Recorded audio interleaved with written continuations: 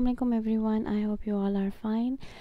I'm here to discuss another chapter of corporate financial reporting, that is accounting for pensions.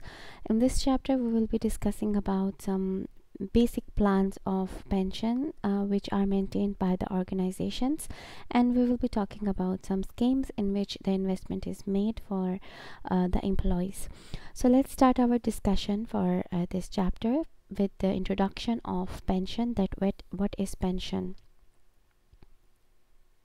Okay, so pension is a contractual benefit when an employee joins the organization. In his contract, is in his joining, you can say, agreement, it is agreed between the employer and the employee. So the pension is based on the job which employee is joining, and it's not introduced in during the tenure. It is at the beginning. Employees note that he is going to get a pension after his retirement. So it is a promise which is made by the employer that they will be providing the employee with a regular source of income when he gets retired. So after he gets the retirement, he's going to get this regular source of income, which is in form of pension. Both IFRS and GAAP, the primary principle is that whatever retirement benefit the company is going to provide to its employees, its cost should be recognized. How the company is going to recognize the pension? When the benefit is earned by the employees, not when the company is giving to the employee. So the meaning for this statement is that whenever an employee has joined the organization, and for example his contract says that, or you can say employment contract says that, after every year of completion, one salary of his one basic salary will be considered as the pension contribution, or you can say company will contribute up to his basic salary as the pension. So in that case, when the first year of services is over, at that time employee has earned his one basic salary as pension. So this is the time at the end of the first year, according to this job contract, employer is going to record the pension expense, not when the employee gets retired. For example, employee gets retired after 10 years, so this will not be recorded after 10 years. The expense should be recorded when the employee has earned it. Okay, so 1 year is gone, one basic salary. 2 years is gone, two basic salaries. This is too much, but I'm just giving you an example to make the example simple. I'm considering the full salary. Moving on towards what are the types of pension plans which we are going to discuss in this chapter. So we will be talking about defined contribution plan, and we will be talking about defined benefit plans. And when I will be discussing the defined benefit plans, I'll be talking about unfunded and funded defined benefit plans. So let's start our discussion with defined contribution plan. As its name says that the contribution made by the employer is defined. Employer knows that how much he's going to contribute. As I gave you the example about the basic salary, that was the example of defined contribution plan. So under this type of plan, the employer promises to contribute a certain amount to a pension plan each period of for the employee, means every year. In my example, it was every year employer will be contributing the defined amount which they have promised for the employee. So amount is basically a percentage of employee's salary. I said full basic salary. It could be 50% of the salary, 100% of the salary, 80% of the salary. It's a specified percentage of the salary. Defined contribution means that the amount contributed by the employer is specified. That amount is very clear as a percentage of salary. But the retirement benefit received by the employees are not. How much employee will be getting after he gets retired every month, that's not known. Why? Because it depends where these funds are invested, which employer is keeping aside for the employee. So employee is the one who chooses where to invest these funds. So where to invest among the options under the plan. So there might be 3 options, A, B and C. So employee will be picking up one of the option where he wants his pension funds to be invested. So the employer no longer has an obligation on the account's performance after the funds are deposited. These plans, these defined contribution plans, they require little work and less risk for the employer, because employer has to just deposit one fixed amount, or you can say not fixed amount, fixed percentage for the employee. What amount employee will be receiving, it depends on how better this fund has performed. So for example, employee has picked fund A, so how much retirement benefit employee will be getting, it depends on the performance of this fund. This fund will perform well, employee will be getting good amount as pension. Performance of the fund is not good, so employee is not going to get a good amount. So who is at risk? Of course, employee is the one who is at risk, because his receipts or his pension is not defined. In this case, only the contribution is defined. Let's talk about the journal entries we record. As I said, that when the employee earns the pension, at that time we are going to record the journal entry. So pension expense will get debit and pension liability will get credit. And when the company dispose this fund or deposit this fund in the pension fund which employee has chosen, at that time company's liability will decrease and cash will get credit, because the money is deposited in that fund.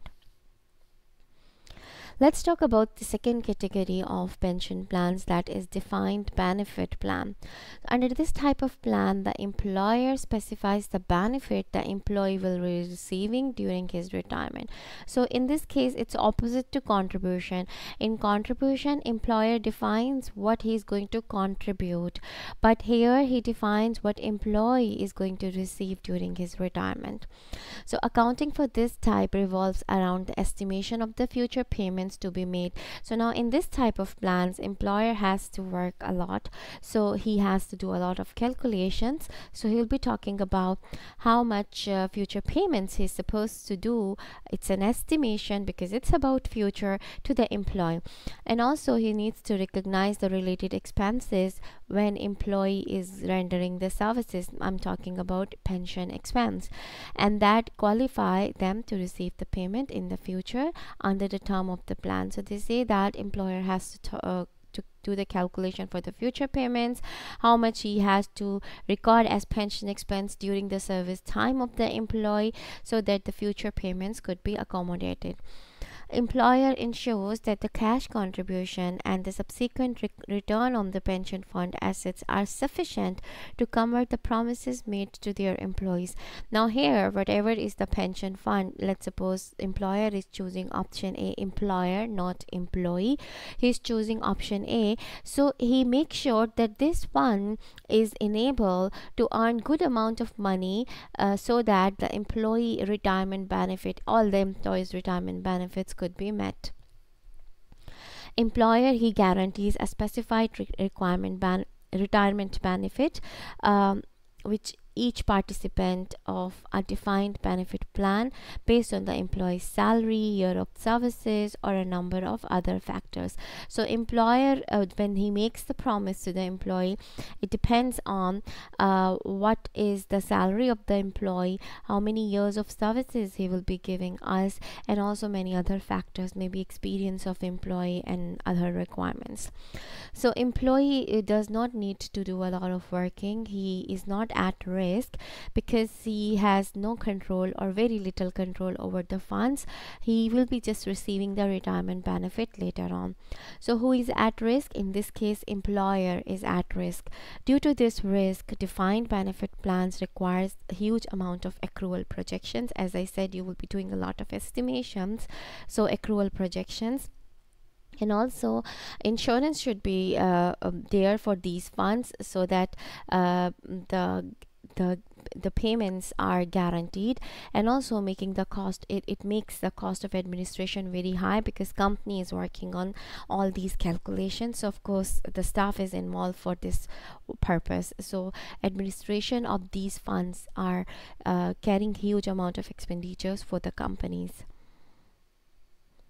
As I said that there will be two types of defined benefit plans. So firstly, let's talk about unfunded. So unfunded plans, they require less estimates than the funded plans. Pension expense and liabilities are accrued each period as the employee earn their rights to the future benefits. So 1 year of services are over, so we will be recording the pension expense and liability. Second year, again we will be recording it. Third year is over, we will be recording this pension expense and liability. So what is the primary complication for this type of plan? It needs to estimate the number of years an employee or other beneficiaries under the plan will survive after the retirement, because we have to calculate the present value of the future payments which we will be making to the employees.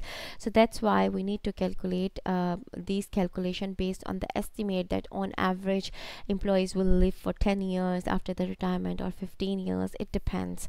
So this, and this estimation is very tricky because it's about the life of the employees. So that's why it's really complicated to handle this thing. What are the journal entries we pass under the unfunded defined benefit plans? So during the working life of the employees, whenever he earned the retirement benefit, so we debit the pension expense and we credit pension liabilities. This is exactly the same we do in contribution, right? But in contribution, the second entry for reduction of the liability is when we make the contribution, or employer make the contribution to the pension fund, right? But here this journal entry of reduction of the liability will happen when the employer will start making the payments to the employee, because the fund is not for employee, it's managed by the employer. So that's why this liability is going to decrease when the employee will get his money. Entry is recorded every time a payment is made to the employee until his death. So this journal entry will keep on repeating every year. This journal entry during the working life of the employee, when he's working with the company, every year we will be passing this journal entry, the first one. Let's talk about second category of funded defined benefit plans. So under this type of plan, the company makes a regular contribution to a separate legal entity. As I said, it's funded, so fund is managed by a separate legal entity, which then invests it with the hope of earning positive returns and growing the total assets pool. As I said that every year company will be investing a defined amount in the pension fund, and or you can say in a separate legal entity, which then will be investing this money in another pool of securities. And that pool of securities, it could have real estate in it, it could have shares in it, it could have bonds in it, government bonds, companies bonds. So this pool of assets will have many other types of investments. Also, it will be having the return or the profits on these types of investments. So basically this is the asset pool which will be managed by a separate legal entity. So pension fund assets, this pool A, is the assets of the pension fund. They are equal to the company's contribution every year, the contribution which company is making, plus whatever profit we are earning on these investments, they will be the part of this pension fund asset. So why we have summation here? Because this contribution is not once, it's every year. That's why all of them all together. Entry to record the company's contribution to the pension funded. So when company invest in this legal entity who has this pool for this company, so company debits you can say the investor company debits the pension expense, because they are recording this expense as their employee has earned it, and they will be crediting the cash because cash will be going in this pool. Now when we are talking about this investment one, this one, company's contribution. For example, in 2019, company has contributed $10,000 to this separate legal entity who has a pool of assets for the company. But in that year 2019, the pension expense was the real pension expense was, for example, 12,000, not 10,000. Then I cannot pass this journal entry because contribution is 10,000 but the expense is 12,000, right? An opposite situation could also happen. Maybe in 2020 the contribution by the company is 10,000, but in that year the pension expense is 9,000. Again, I cannot pass this journal entry because pension expense will get debit with 9,000 and cash will get credit with 10,000. Debit and credit are not balanced. So because of this inequality between the pension expense and the cash contribution by the company, we pass these journal entries. So it is unusual for the pension expense to equal the cash contribution in any given year. So we could have overfunding or underfunding situation. As I said before, this one 2020 is an example of overfunding because the company is funding 10,000 but the expense is 9,000. 2019 is an example of underfunding because the expense is 12,000 but the cash contribution is expense is 12,000 and the cash contribution is 10,000. So this is underfunding situation. So let's have a look at it.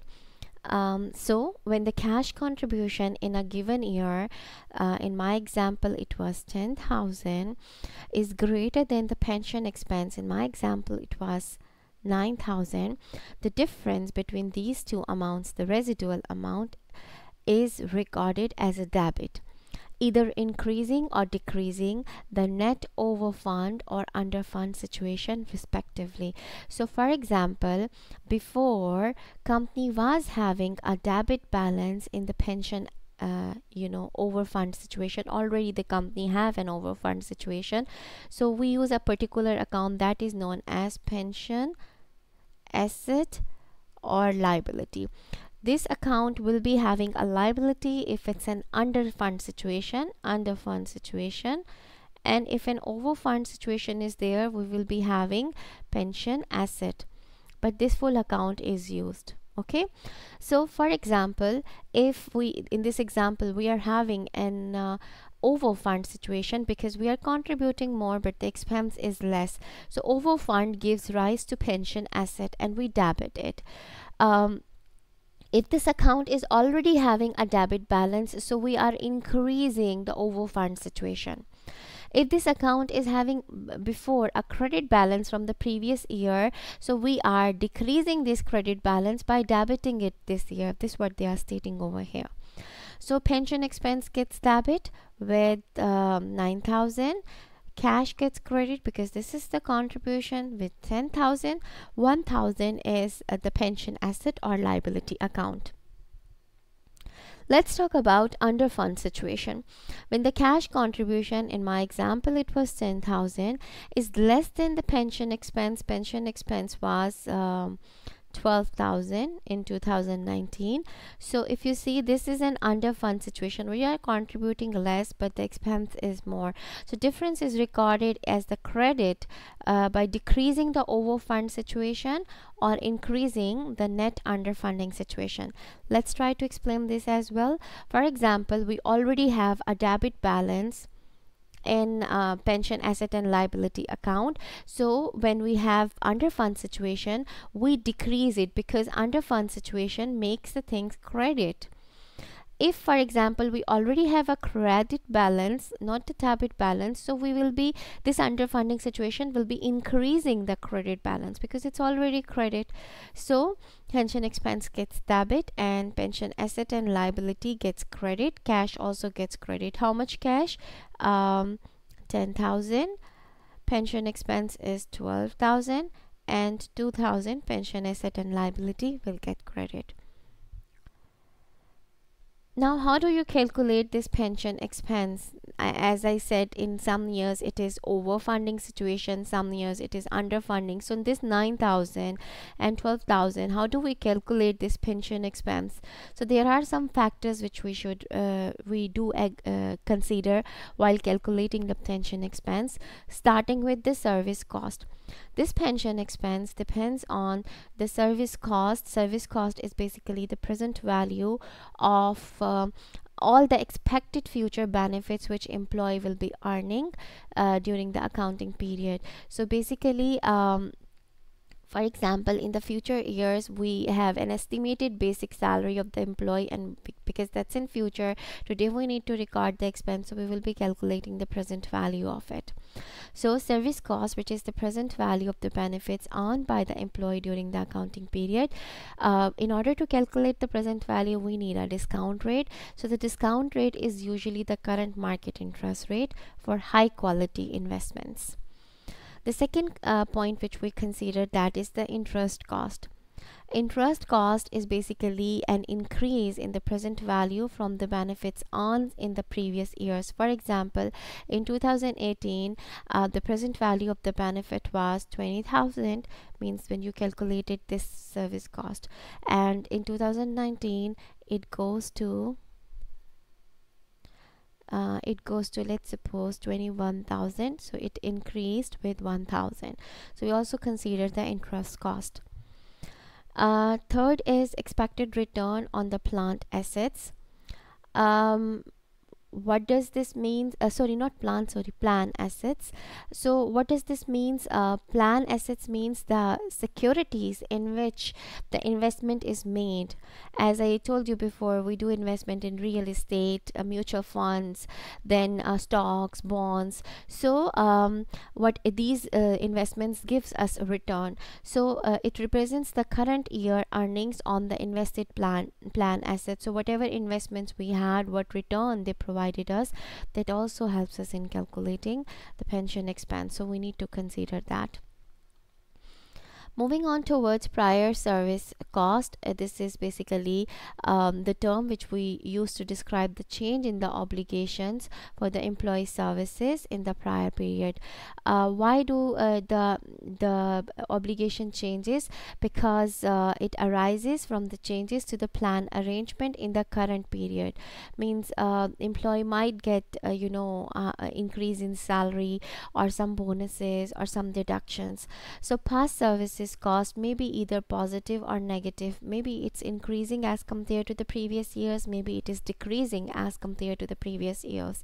So it increase when we add the increase in the salaries or the bonuses or whatever payments you are giving them.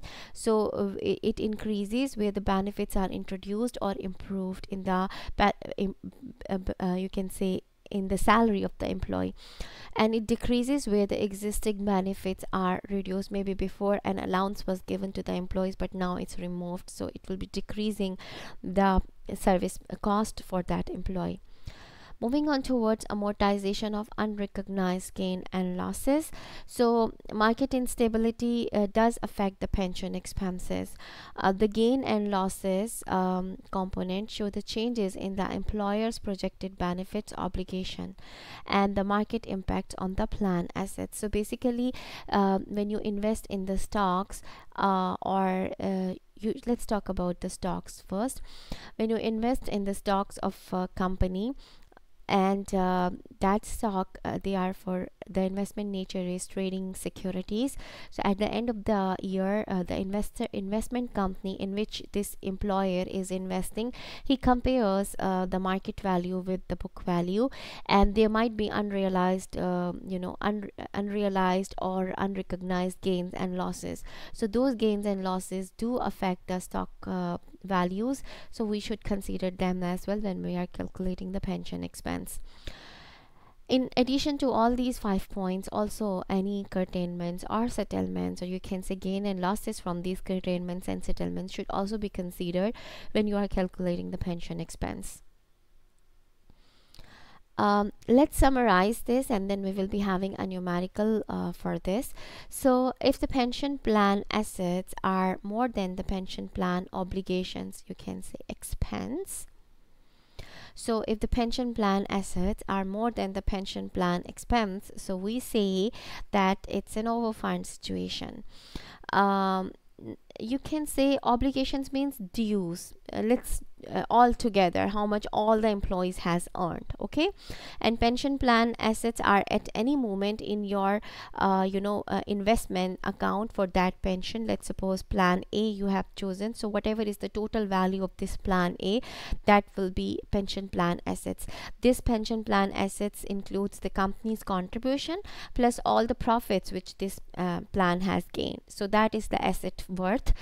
If it is greater than all the obligations, let's suppose company has 16 employees and on average they have served the company for 5 years, so for all of them, for all these employees for 5 years, a company is having obligation to pay them pension liability when they get retired, or you can say pension when they get retired. So we are comparing now the consolidated figure in the asset and in the obligation account, so that's an overfund situation.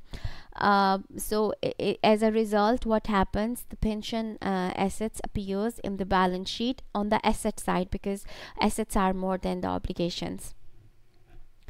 But if assets are less than the obligations, then in that case it appears, it's an underfund situation and it appears in the liability side of the balance sheet. Both GAAP and IFRS, they says that if the companies are having multiple pension plans and one is having an overfund situation, means it has asset, and other pension fund is having underfund situation, and means it has a liability, so companies cannot net them. They should mention assets for the overfunded situation, they should mention the liability for the underfunded situation, do not net them off. So firms having multiple plans from different groups of employees, with some plans underfunded and other overfunded, must show both assets and liabilities. Companies are not allowed to net these balances. This is an example. Let's discuss the Europa Incorporation and Hector. Hector is employee, Europa Incorporation is employer. Imagine that management offers Hector's 100,000 euro in compensation plus a defined contribution pension scheme equals to 5% of the salary. So defined contribution pension scheme means employer will be contributing 5%, um, an amount equal to his 5% of his salary in the pension fund. The firm estimates that Hector will work for 5 years, retire, and then live another 5 years. As I said that we have to do the estimations for the life. So the life estimation are 5 years he will work with company, then he will get retirement, and then another 5 years he will be alive to receive the benefit of retirement, or you can say pension. Assume that Hector's annual salary is expected to grow 3% per year. As I said that the employee benefits will increase or decrease, so here they say it's going to increase 3% per year, and the return on Hector's individual pension account is 8%. The account, or you can say the plan in which company has invested for Hector, it gives 8% per year return, and that will be with and that he will withdraw the balance in the account at retirement over the 5 years in equal amounts, in addition to taking the return earned every year. They say that once he get retired, whatever balance will be there in his account, he will take this balance on equal amounts for his retirement age, which is the 5 years. Every year he will be withdrawing the equal amounts, plus whatever profit will be on that years, he will be taking that profit as well. So this is how he's going to make the withdrawal from his pension account. So let's do this calculation numerically. T minus 5 defines those years in which he is working with the company. So this is, as they said, 5 years he will work. So this is the first year of work, this is second year, this is third year, fourth year, and fifth year. Then he gets retired, and then this T plus 1, 2, 3, these are after the retirement years. So this is 1 year after retirement, 2 years after retirement, 3, 4, and 5.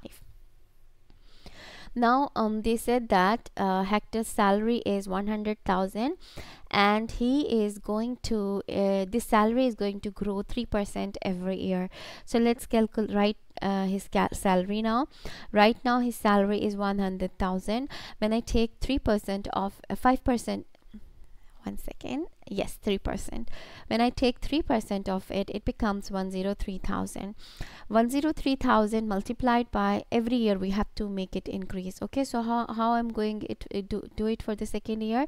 The previous year's salary was 100,000 multiplied by 1.03, because they said it will increase 3%. So my salary will be 103,000. Now for the third year, 103,000 multiplied by 1.03, so it will come up 106,090.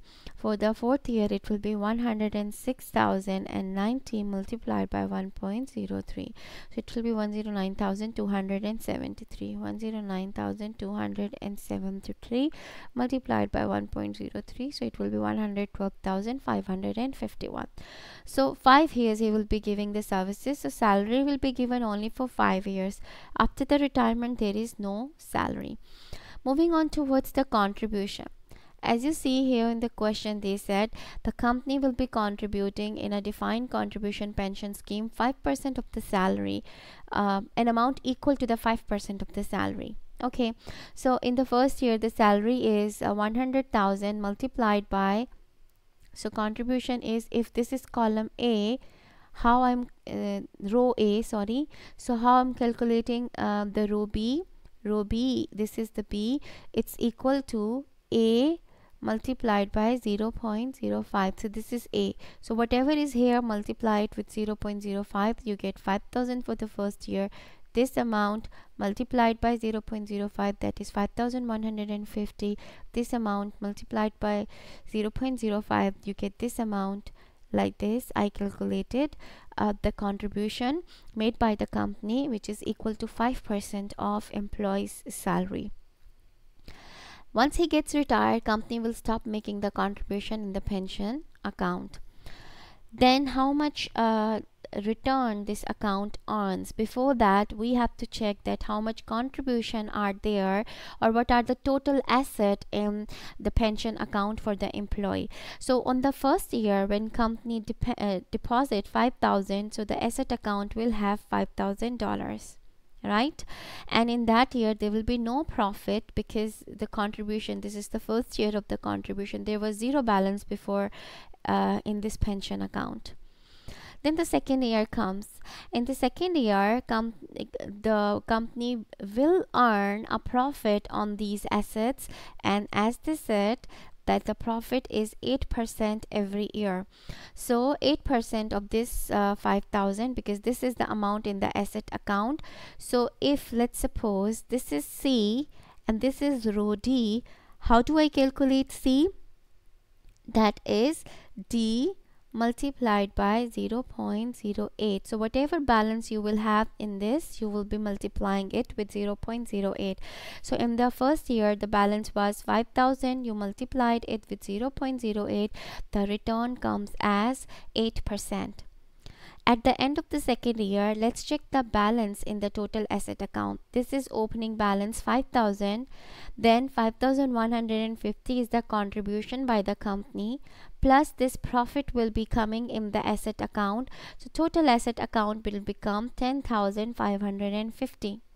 This is the asset account which I will be using for multiplying with 8%, and in the third year the profit will be 844, because I multiplied this with 8%. Okay, now let's check what is the ending balance in the asset account. So the opening balance was 10,550. Company made a contribution of 5,305, plus the profit comes at as 844. so altogether these amounts makes ending balance of this asset account equals to 16,699. Then comes the fourth year. Again, this amount multiplied by 8%. So I get a profit of 1336. Company made a contribution of 5464. So these two amounts together with this opening balance, ending balance of asset become 23,499. I use this balance to multiply with 8% to get the profit for the fifth year. And then this is the contribution, this is the profit, this is the opening balance. Altogether the ending balance of the asset becomes 31,007, and now the employee gets retired. In these all 5 years there is no withdrawal, because during the service life employee cannot get the pension, right? Now he gets retired. After that, the 5 years are there to receive the payments. Let's read once again how he will be withdrawing. So he will withdraw the balance in the account at retirement over the 5 years in equal amounts.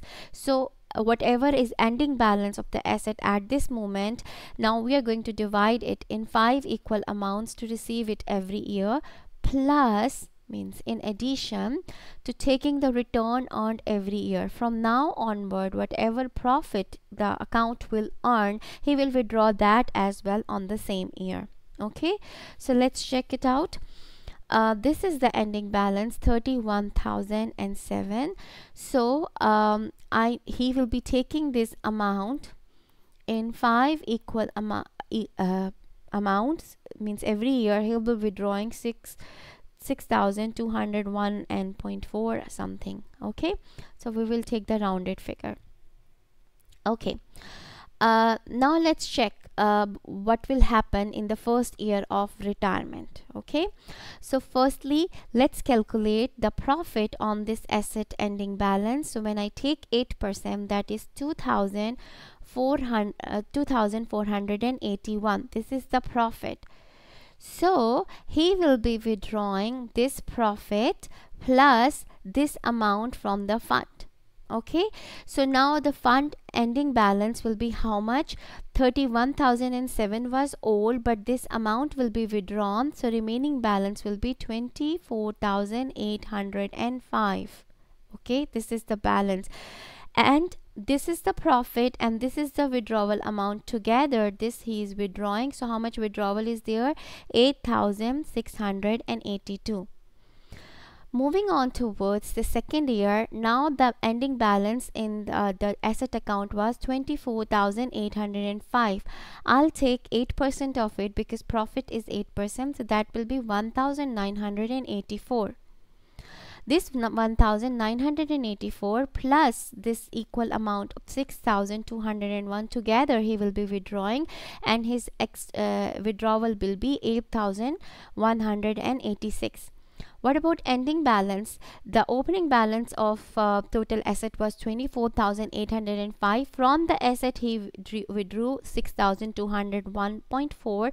So the ending balance becomes 18,604. So like this, every year he is going to withdraw what profit this asset has earned and this equal amount, and the asset account is going to decrease with this amount every year. So in the third year, the asset account will decrease with this amount. So it was the opening and ending become 12,403. The profit on this asset was 1,488. So this one plus this amount which he has withdrawn together, 7,690. Likewise, he will keep on withdrawing the money, and in the fifth year there will be nothing left in the asset account, and the profit will, you can see it's decreasing every year because the asset balance is decreasing every year. So this is how the defined contribution pension example works. Now we need to pass the journal entry to remember company has recorded the expense or contribution during the service life of employee with these amounts. So these are the journal entries which company will be recording for making the pension expense. So pension expense gets debit and the cash contribution is done in the pension fund account. So 5,000 and 5,000. And second year the contribution was how much? 5,000 5,150. Third year 5,305. So see here, 5,150 pension expense gets debit, cash gets credit. Third year 5,305 pension expense gets debit, 5,305 cash contribution gets credit. So every year company will be passing this journal entry for recording the pension expense and making the cash contribution. This is it about the discussion for the pension accounting. If something is confusing you or some concept is not clear, please write in the comments section. Inshallah, I'll try my best to answer you about that. Take care everyone.